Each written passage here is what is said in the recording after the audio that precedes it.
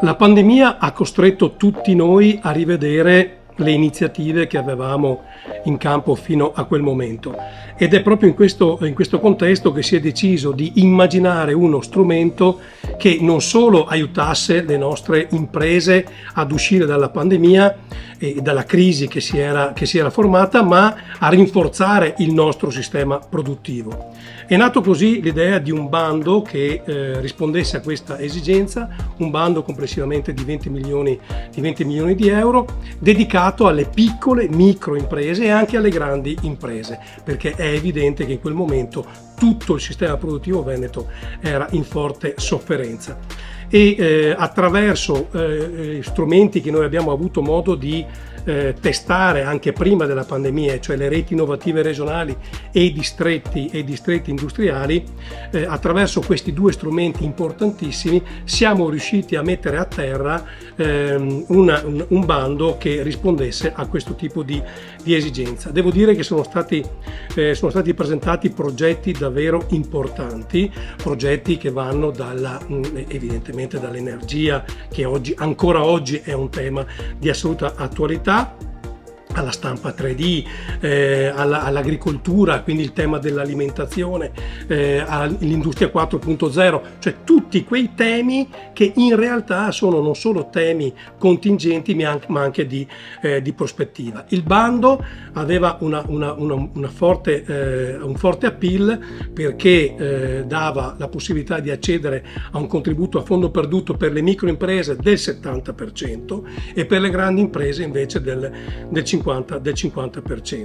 E sono stati presentati tutta una serie di progetti che poi sono stati finanziati, che hanno rinforzato la capacità di risposta delle nostre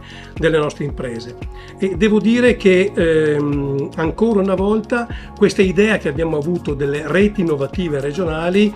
si è rivelata un'idea vincente, e cioè noi abbiamo pensato da subito che era necessario ridurre la distanza fra mondo dell'impresa e mondo accademico della ricerca. Il Veneto per il 94-95% è fatto da imprese che hanno meno di 9 dipendenti e quindi hanno una capacità finanziaria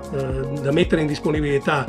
su innovazione e ricerca limitata. Noi riusciamo attraverso le reti innovative regionali a dare quel fabbisogno di innovazione e ricerca alle nostre imprese, che le rende competitive non solo qui ma nel resto del mondo. Non è un caso che la Regione Veneto abbia chiuso il 2022 con la crescita di PIL più alta d'Italia e con il tasso di occupazione più alto d'Italia. E questi due elementi di forte progressione sono stati fatti esattamente dalle piccole e piccolissime imprese del Veneto. Hanno dimostrato una capacità di riadattamento anche alle crisi che è davvero straordinaria, e credo che questo bando abbia proprio aiutato queste imprese a rispondere riadattandosi all'esigenza del mercato che in quel momento si presentava. Questo è il motivo per cui noi continueremo ad investire nelle reti innovative regionali e nei distretti, perché questa sinergia fra pubblico, fra regione, associazioni, imprese e università è la carta vincente del successo imprenditoriale del Veneto.